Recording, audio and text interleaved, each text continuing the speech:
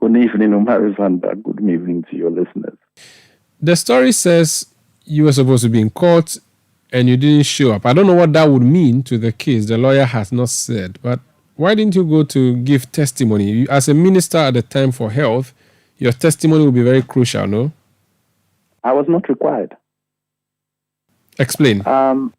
Good. One, I'm not a prosecution witness. The prosecution has called all its witnesses and closed this case.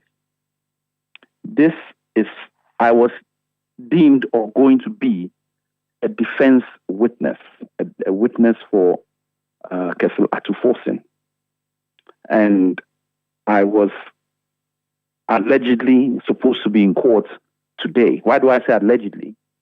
Because I was also hearing in the grapevine that there had been a witness summons for my attendance. I have never been summoned. I have never received a witness summons.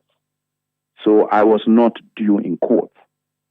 Because of the noises in the media, I took it upon myself to contact those in the case to see whether I was required. And I was informed that I would not be required to give evidence for the defense any longer, and therefore would not be required to attend court. So this morning I was on Lucky TV doing a program on the TV because I was not required by the defense any longer to give evidence in the case. That is all it is. So it's not a case of I failed to attend court because I was never summoned to attend court. I've never received a summons to attend court. And two, it was the defense position that they did not require me to give evidence any longer. So it's not as if you refused to go and give... No, if they had called me, I'd have been in the court today. End of story. And I have no problem giving evidence in the case. But I have to be, I can't force myself into a case. I have to be summoned or called to give evidence. And I was told that I was no longer required. And I made inquiries so that I would not be in contempt, assuming there was a summons out. But I've never seen a summons and I've never been asked to attend court. If you were in court, what would you have said to the court? I cannot speculate on this on this specific matter. What was the level of involvement of your ministry at the time? I cannot comment. As you well know, the case is in court. No, just giving us the facts as they pertain when you were a minister. Was the procurement done by the ministry or done by the finance ministry? Maybe that's something you can tell us about. I am not prepared to even. Umar, I'm a lawyer, and this is maybe in the middle of a criminal trial. I cannot comment. That's fair. Frankly, that's fair. I cannot comment. It's just unethical and wrong, as my training tells me, for me to be commenting at this stage on this case. Fair enough. I'm not going to trap you to do that. I mean, at any point, how do I even know? An application can be made even again to the judge that no, based on certain evidence, they want me to come and give evidence. Again, I don't know.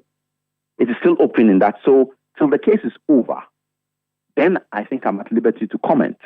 But at this stage, I don't think it would be. In fact, it's not. I don't think it is wrong for me to make any comment on this case at this stage. Oh, okay. And as you know, I even spoke about this before the trials and things began. Yes. I think I had interviews with your radio station or TV station about this matter. So my views are well known to you on this matter. Very well. If they go back to the old tape, they will be able to understand what I think about. Fair. Let me ask you about something that you would have no problems commenting on because this is not before the court. Yes, sub judice, before the courts. Yeah. It has to do with the La General Hospital, which is no more on the surface of this planet.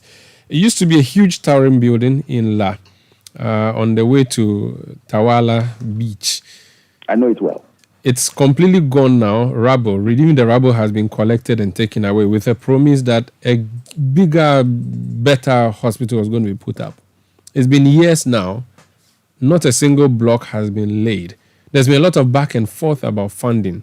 Just this week, or was it last week, the minister announced that finally some funding has been secured. Residents of La are angry. The MP is unhappy. They are saying they should be allowed to build the thing communal labor style because they think that the government has no plan of putting up the hospital.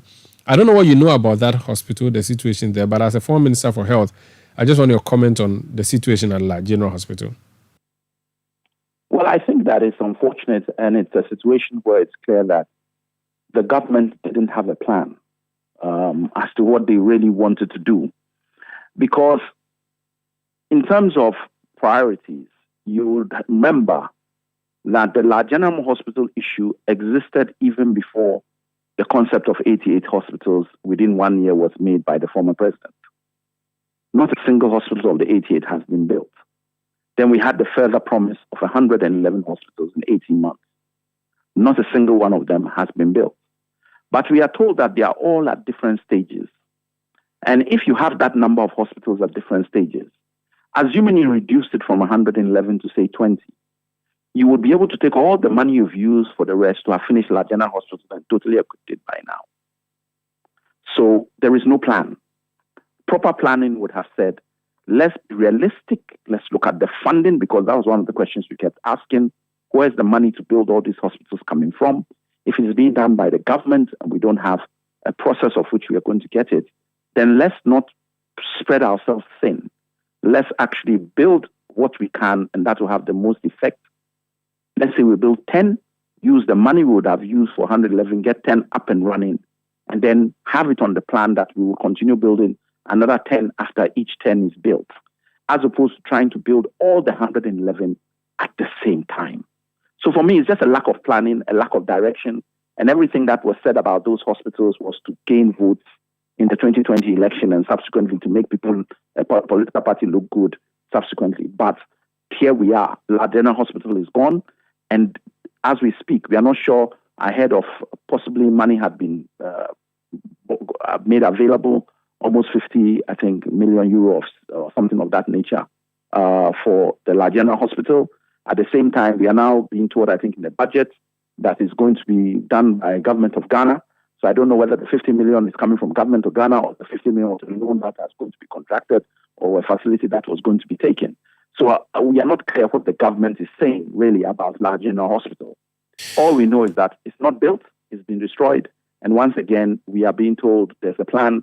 We don't know what the plan is. We don't know where the money is coming from. And it's all propaganda as usual. Thank you for speaking to us, Honorable Alex Segbefia. Thank you.